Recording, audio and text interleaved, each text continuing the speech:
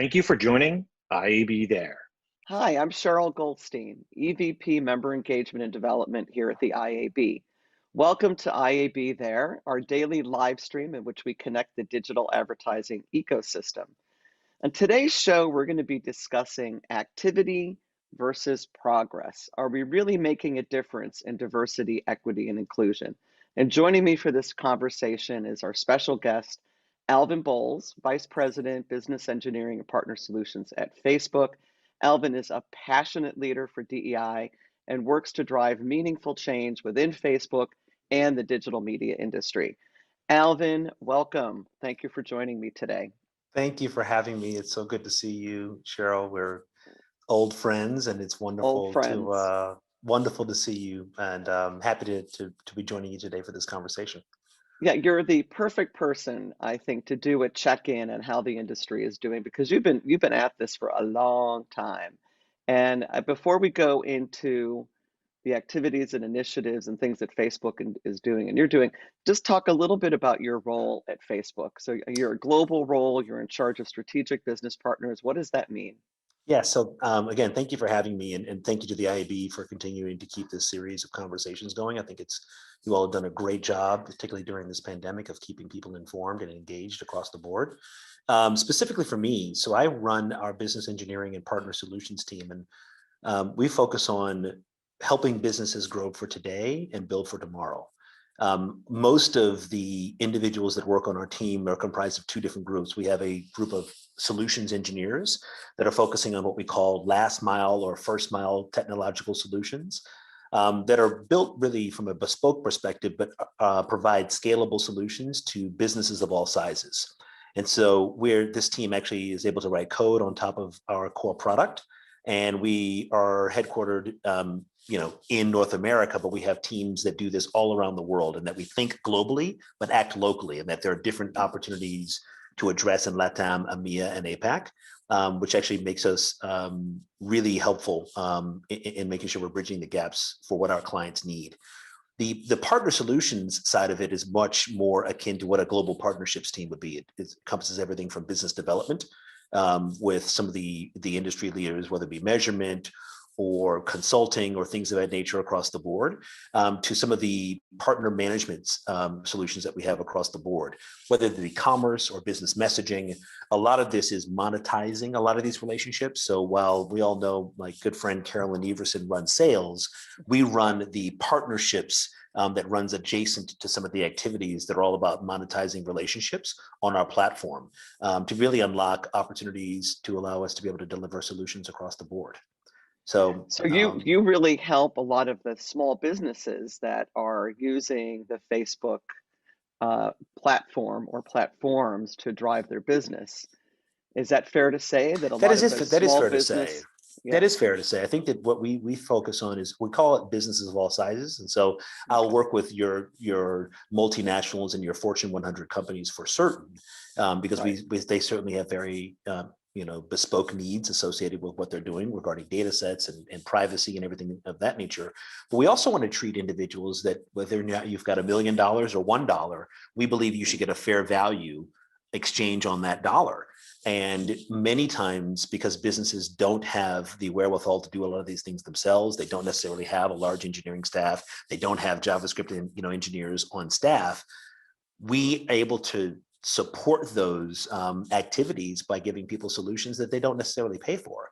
Oftentimes we're transacting and allowing individuals to partner with each other, but we have nothing to do with being in the middle of that. We hope that those opportunities allow them to transact on our platform more effectively, but we also encourage them to be able to do whatever's best for their business.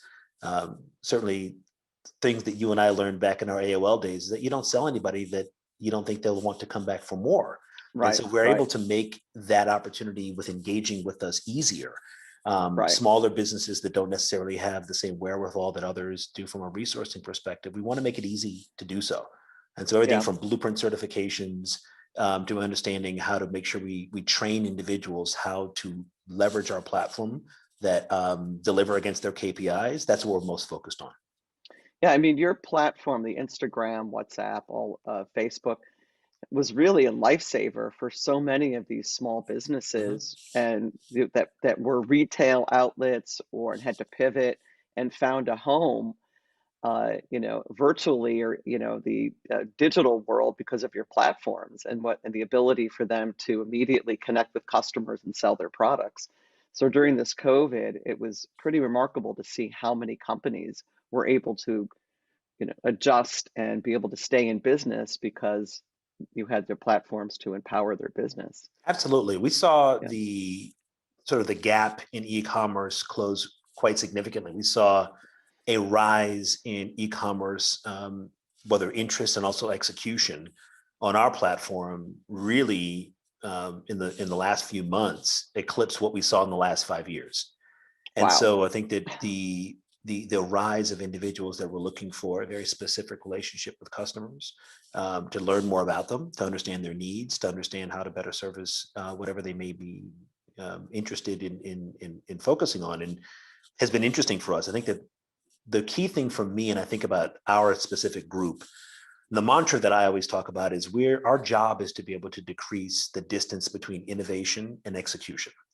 So you have an innovative idea, and tons of people have great ideas, but oftentimes you get stuck on the execution of that. If we can actually Right. provide solutions, whether that they're ours or through our network of Facebook marketing partners, which are tremendously well integrated businesses that understand our platform as well as we do, if we can actually help decrease the distance between that, little gem of an idea to how that might become executed, then we've done our job.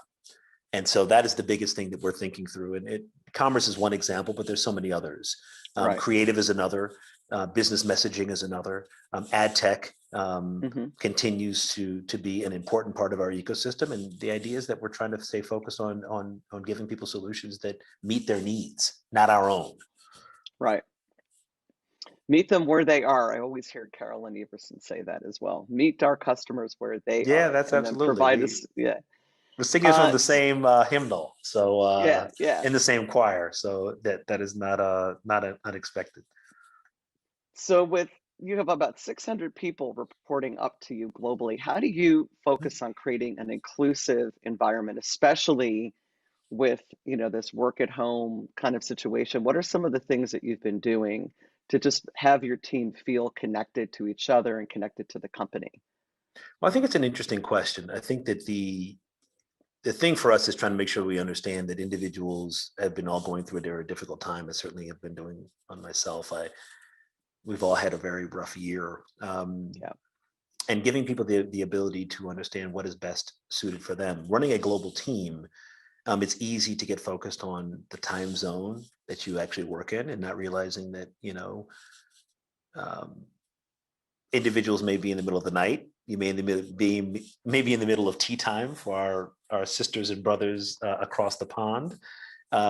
And it becomes very difficult. I think that for me, we've done a couple of things, is making sure we're rotating who is actually leading meetings on global teams. So it isn't always No. the APAC team that's on the phone at 2 o'clock in the morning when they're not able to be their best in that regard. Right. That's one thing. The second is, while I think we're all zoomed out, is that there Hmm. are opportunities where sometimes a phone call will suffice as opposed to being on camera. As much as we love to see each other, and I love seeing you today, um, there are times when just a phone call will suffice, when it is an opportune time for individuals to be on camera, and you can actually be more focused if in fact I don't have to be worried about, am I camera ready. That's the second thing. Mm. um, the third is that we've also invested in making sure people have the resources they need to be at home and comfortable, whether that be through enhanced internet services, ring lights if you need to have your glam squad ready, or making sure we're giving people the resources that they need to be able to support family members. I think that this is a very difficult time, and the pandemic is something that is serious, and we've lost a lot of people around the Yeah. world, and friends and family, and God bless everybody that's listening to keep their family and friends safe. But having a level of flexibility around that, I think, has been challenging for everyone, and just trying to just being able to be human. Yeah. This is a very difficult time. I think that along with being very specific about goals, and allowing the teams to be able to push back if they feel as if the goals are too stretch, or not necessarily realistic, and allowing individuals that are on the front lines of these things to be able to actually contribute in ways that are meaningful. That for me becomes interesting. And then you can have these conversations about, there is also a DEI sort of overlay to this in terms of Right. you're focusing on, this has just been a quite a year. So many things have happened in the world, and politically, emotionally, racially, civil unrest and what have you. And so giving people the space to be able to feel how they feel, and to get involved in ways that they believe that they can be passionate about in terms of just changing our industry. And it happens really one conversation at a time. So I think that trying to give people the space to do that. That's a great transition to the conversation that I want to dive into, which is around the DEI space. And you've been at this a long time. We worked together at AOL in the early 2000s, where you were overseeing Black Voices. Right. Then you were at BET. I was over at Interactive One, I think around the time you were at BET. And we both know it was like fighting for pennies, like it was just like shouting from the mountaintop and no one was listening. And we're out there fighting for pennies. Have you seen that change? I mean, I would hope that it has. And how has it changed from those days to where we are today? Yeah, I think In that, terms of brands willing to step in and spend money there, and the attention that I think this demographic deserves. yeah, I think that there has been some change. I think that our ambition has outpaced the results that we have, if we're Mhm. being honest. Yeah. But there's nothing wrong with being aspirational about equality. And I think that that is an important thing for us to stay focused on. I definitely have been at this a long time and worked on both the general market and multicultural side of the business for a long time. Thus, all the gray that has seeped in here, which I'm proud of, the miles that I have on that I put into this. But I'll say that what has been interesting for me is that there is a purity of intent. And I believe that this past summer was a wake-up call for many people that could no longer turn a blind eye to what was very plain, and that they were seeing it with their own eyes and not just hearing these stories from people that said, hey, I've been mistreated, or I've had a challenging experience. It's hard to deny things when you see them from your own eyes. And so there are so many names to mention: Breonna Taylor, George Floyd, Right. and so many others, too many to really mention, which is actually the sad Right. part of it. But I think that there was an awakening here in the US, but also around the world. And so I do believe that individuals are trying to figure out, well, what does that mean? You certainly have seen the rise of empowering DEI departments. Those companies that didn't have heads of diversity are focusing on them and trying to give more resources to the departments that did exist. And I think that part of this is also making sure that we're focusing on measurable, tangible goals. It is certainly hard to manage what you don't measure. I mean, we grew up in sales, and so imagine if you just sort of went out there and sold, and you were going to get paid whatever you got paid without somebody saying that you got a quota or a goal that we were expecting you to hit. I think that those are the things that we need to stay focused on. There are qualitative and quantitative goals associated with this, and it is not a problem that's monolithic. You certainly isn't a one size fits all solution. I think that each of these things are ones that you've got to enroll the community, but it also isn't on the underrepresented community to solve all the problems of the industry that they're trying to solve. It does take to be a partnership. My expectation is that we're querying communities, to figure out what we believe to be best suited to be able to move the numbers in ways that we believe are meaningful. But it isn't just about, I need to do university recruiting and let's bring more people in the industry. And one of the things that we've actually thought about here at the company is that there's a mantra that we talk about called find, grow, keep.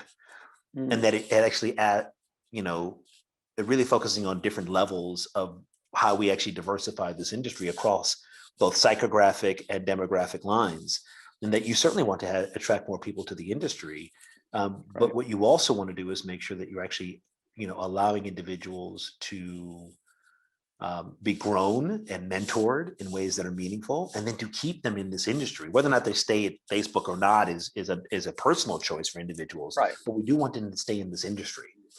And so the only way to do that is to stay focused on giving people a community and fellowship. And there's so many, organizations that are doing a great job of it. IAB has been great with it.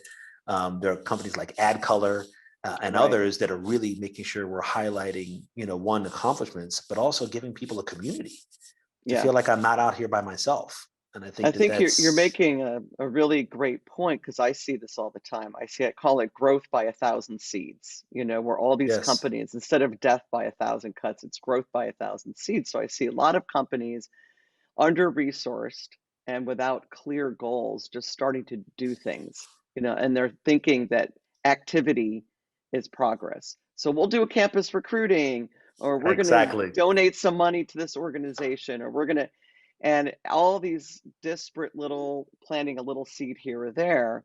And at the IAB, what we've been focused on is, let's pull those seeds together and plant a tree. Let's try Yes, and get, like, what are one or two, maybe three things that we can do, and if we pool resources and work together, we can actually make something happen, plant a tree and start seeing progress, as absolutely. opposed to all these little seeds that individual companies are off doing. And fine, it's going to take a little time for each one to nurture their little seeds, but we can get faster further if we do things collectively and create community and provide support, which is what we're looking to do, is support for the industry. It's very hard to expand your recruiting efforts when you have a person in charge of recruiting. It's Yeah, very it's not hard enough. to cover lots of different types of schools when you have a person doing campus recruiting for you, and Absolutely. you have zero people who are there to help teach people about the industry. So at the IAB, we're trying to bring companies together to say, what are the two or three things we could be doing that would drive meaningful change? So I know Facebook is very committed to making a difference. You've done a lot of things internally. Let's touch on some of the, just to share, because I think this is great thinking for anyone who's looking to do more. What are some of the things that Facebook has put into place to help drive diversity, equity, and inclusion? So we have, a great chief diversity officer by the name of Maxine Williams, who's a good friend and also somebody who's been at the company for about 7 years and done a really great job moving the workforce forward. And we've split up our activities into workforce diversity, and then we're focusing on the employees that work here, and then also what we're doing for the community. I'll start with the community, and I'll finish with some of the things that we focused on, internally. We've focused really last year on a lot of outwardly facing programs, one of which is called Elevate. And Elevate is about focusing on a Black and Latinx communities, and focusing on trying to get those businesses certified and teaching them how to utilize tools on our platform across the board. We're going into communities all around the country, and this is primarily a domestic facing program, but we're also thinking about how to think about this throughout the world, in terms of just understanding there isn't an aspiration or ambition gap.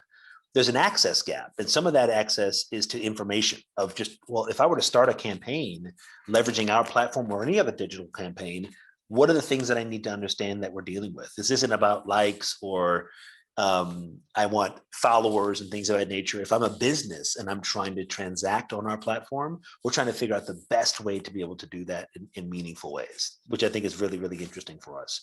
We also had a program over the holidays, speaking of commerce, called Buy Black Friday. And we were focusing on highlighting Black and brown and people of color owned businesses, coinciding with the largest retail period of the year, to be able to highlight businesses of color all across the US, whether that be the candle shop in Harlem or the health and beauty businesses that are really focused on a specific community, or the flower shop in Ann Arbor, Michigan. And so the idea is to make sure that you're trying to highlight businesses of all sizes. And we talked about at the beginning that I'm focused on both large businesses as well as small businesses. And the idea is to really focus on how do we actually allow those businesses to transact on our platform and learn something about who their core audience is.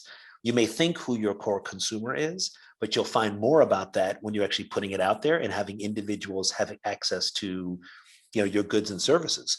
The other piece that we've been focusing on is what we're calling Blueprint certification. And Blueprint is a Facebook program that awards credentials to individuals who demonstrate advanced level proficiency in various aspects of digital marketing with Facebook products.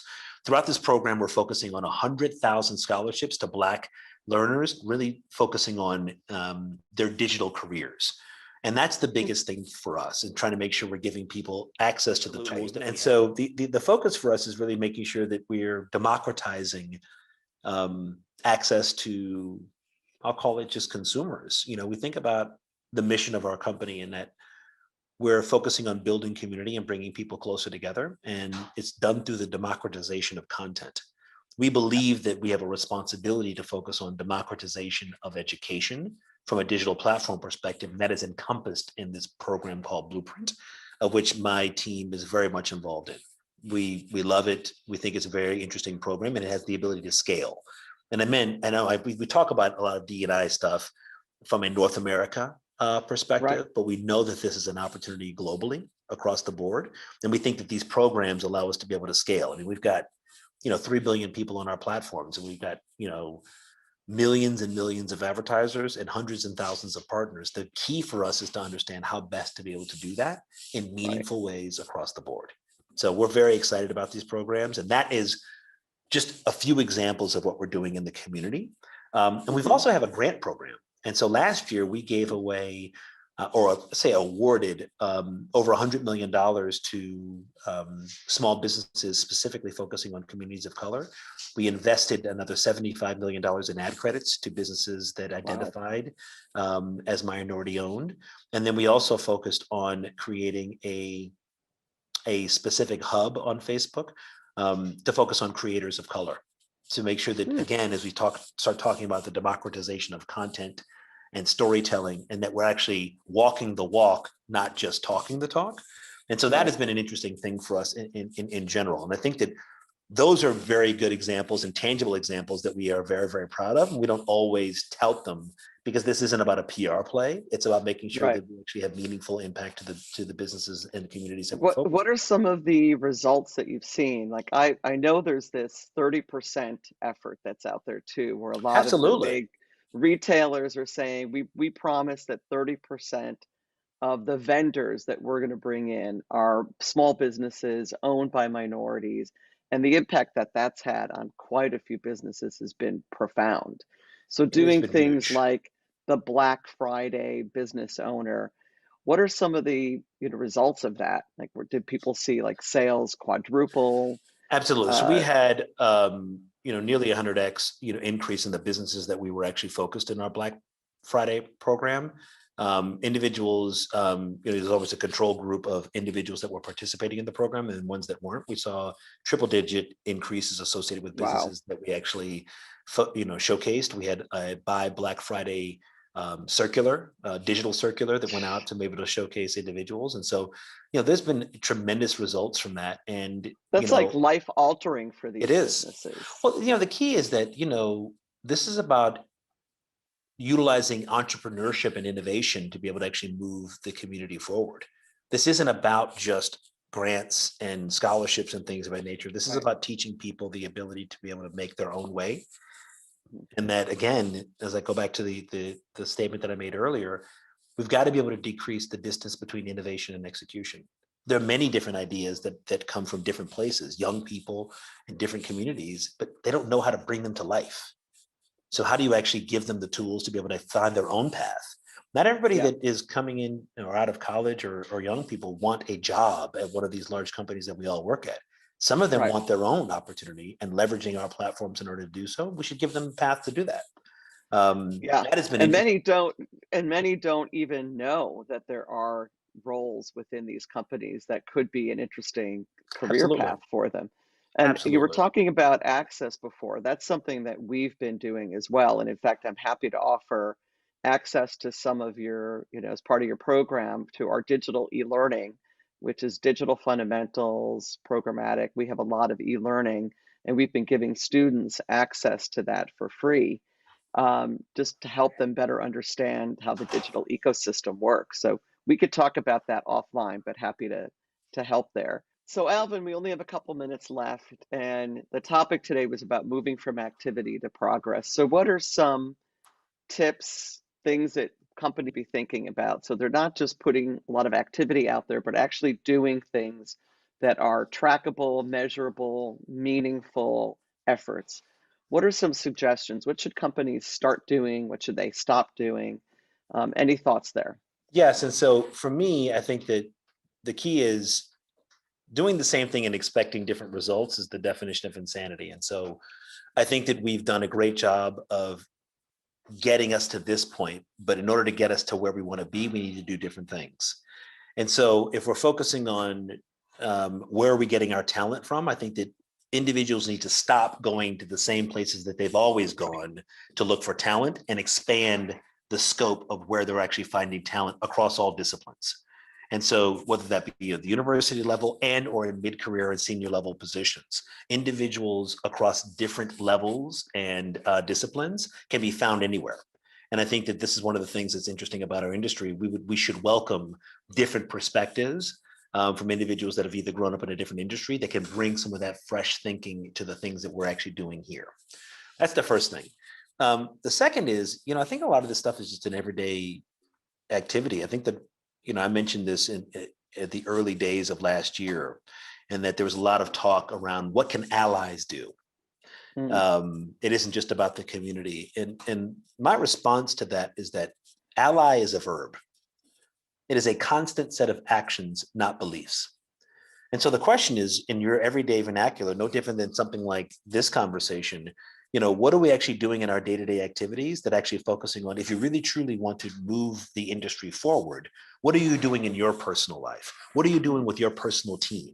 Everyone has the opportunity to be able to actually move DEI in their own specific circles, whether that be through professional acumen, mentorship, and things of that nature. It doesn't always have to be a large, grandiose program that moves the needle of hundreds and thousands of people, but it does about changing hearts and minds. And I think that that is actually a very interesting thing that everyone can take to heart for themselves and make it their own. Yeah, I think some of the things that you could be doing just on your own is educating yourself. There's a lot of great podcasts and books and all kinds of things out there that I know I've been listening to quite a few podcasts and reading books just so I could better understand what it's been like to be Black in America, what it's been like, for to be the only person of color in a room and not see yourself, and trying to just understand better so that I can be more sensitive to that. I can be more thoughtful as a manager of people, and try and create an environment that really makes everyone feel valued. So I think there's things like that we all could be doing. So Absolutely. Alvin, thank you so much. Your work that you've been doing for years in this space, it really means a lot. I know both within Facebook and within the industry as a whole. I say we come back again next year to see what kind of progress we've made. Hopefully, we'll see a lot more diversity around the industry than we've seen in the past. And thank you so much for all the work that you do and for joining me here today. Thank you so much for having me. I do appreciate your continued focus on this, professionally and personally. Cheryl, I think that, your focus on this from really early days has meant a lot to me personally as a friend. So I want to say thank you personally, and you're on. Let's come back next year. Let's see how we're doing. Let's set some ambitious goals and see how we're doing across the board. You got it. All right. Thanks, Alvin. Great to see you. Thank you so much. Okay. Bye-bye. Bye-bye. Well, that was Alvin Bowles doing great work at Facebook and in the industry. I'm Cheryl Goldstein. Thanks for watching today. IAB There is a production of the Interactive Advertising Bureau. Our show today was produced by Connor Healy and John Ward. Have a great day. IAB's next big event is ALM, the annual leadership meeting running the week of March 8th. To find out more, visit www.iab.com/events. We'll see